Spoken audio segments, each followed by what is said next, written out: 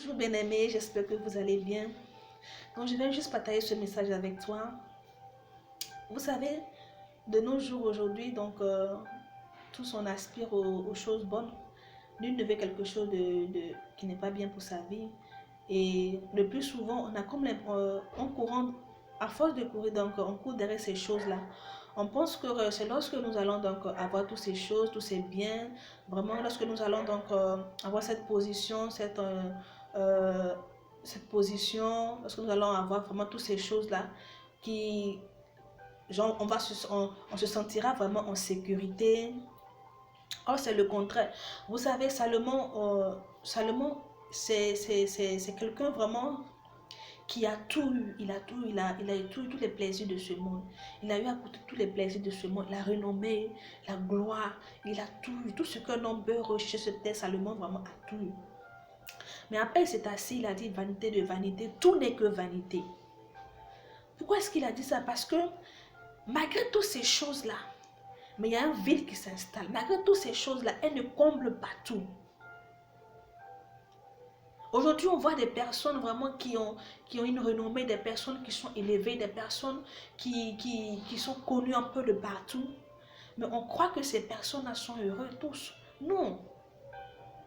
Et même, je te dis, même lorsqu'on voit ces personnes-là, d'autres pensent que ces personnes n'ont pas de problème. Oui, ces personnes, ils ont des problèmes. Je te prends dans le livre de Romains, de 2 Romains au chapitre 5, de 2 Rois au chapitre 5. Donc, dans 2 Rois au chapitre 5, dans l'histoire donc de Naaman, le chef de l'armée de la Syrie, la Bible dit donc que quoi? C'était un vaillant héros, c'était une personne vraiment qui avait la renommée, qui jouissait vraiment de la faveur du roi. Naaman était une personne vraiment qui avait tout. Pour que les gens l'enviaient, il avait vraiment tout. Il avait de l'argent, il avait la faveur du roi. Il avait des hommes, c'est lui qui donnait des ordres. Il avait tout. Mais Naaman avait un problème. Hormis ce superflu, hormis tout ce on pouvait voir. Mais il avait un problème sérieux. Et ce problème, c'était quoi? C'est qu'il avait la lèpre. Et cette lèpre-là, tout ce qu'il avait, sa renommée, tout ce qu'il avait comme bien, tout ce qu'il avait comme argent, ne pouvait pas traiter cela. Ça ne pouvait pas traiter cela. Et aujourd'hui, on oublie vraiment ce qui est important pour nous. On oublie vraiment ce qui est important pour nous. À force de tellement courir, à force de tellement chercher, on oublie vraiment la personne qui va nous apporter la sécurité. Les autres pensent qu'aujourd'hui, même celui qui a l'argent, même lorsqu'il prend peut-être des personnes pour le surveiller, ceux qui prennent pour le surveiller, là, ils dorment. Les gardiens qui sont devant la porte, là, ils dorment. Donc, ce qui signifie que si le voleur vient, là, il peut entrer. Mais la Bible dit non que nous avons un Dieu qui ne dort ni ne sommeille. Celui qui garde, c'est nous qui nous veille sur nos matins, midi, soir. Pourquoi ne pas la voir dans ta vie et être en paix? Pourquoi ne pas la voir dans ta vie? Parce que lui seul il peut t'apporter la sécurité. Lui seul il peut t'apporter donc la paix. Lui seul il peut t'apporter la protection. Ici, lorsque j'ai médité sur ce passage, j'ai compris que la maladie, elle s'en fout de ce que tu as. Elle s'en fout de qui tu es. Parce que même dans les hôpitaux, ceux qui ont l'argent sont couchés là-bas. Ceux qui meurent là, ce n'est pas seulement que les pauvres qui meurent. Ceux qui ont l'argent aussi meurent. Ceux qui ont une renommée, ceux-là qui sont élevés, ceux-là qui sont connus partout dans le monde, ils meurent aussi.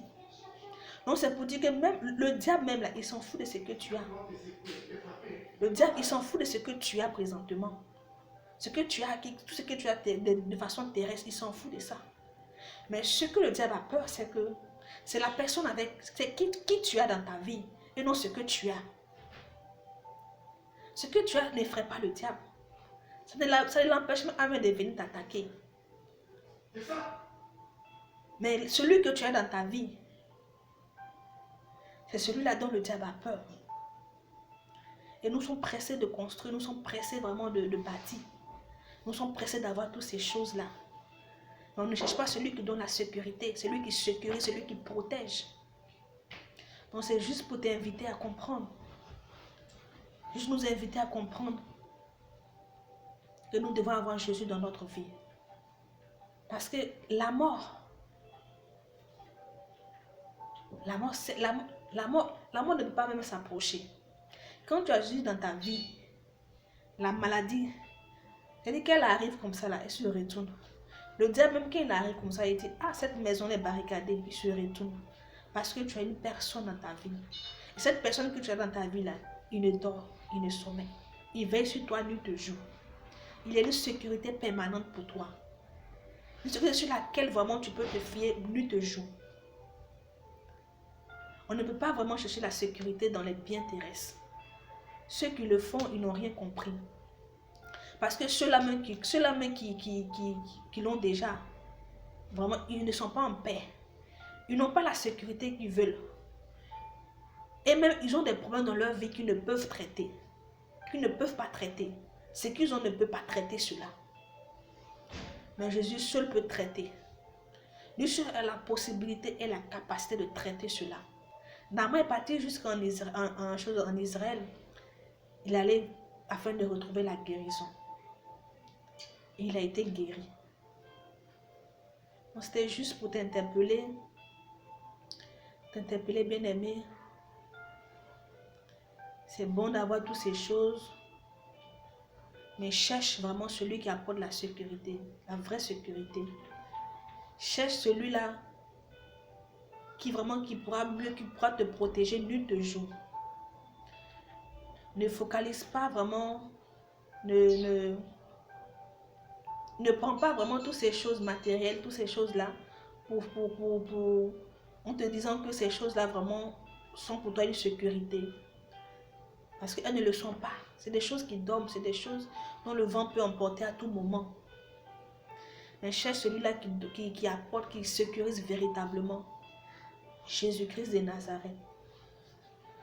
Donc c'était juste mon message. Que le Seigneur vous bénisse et que Dieu vous garde.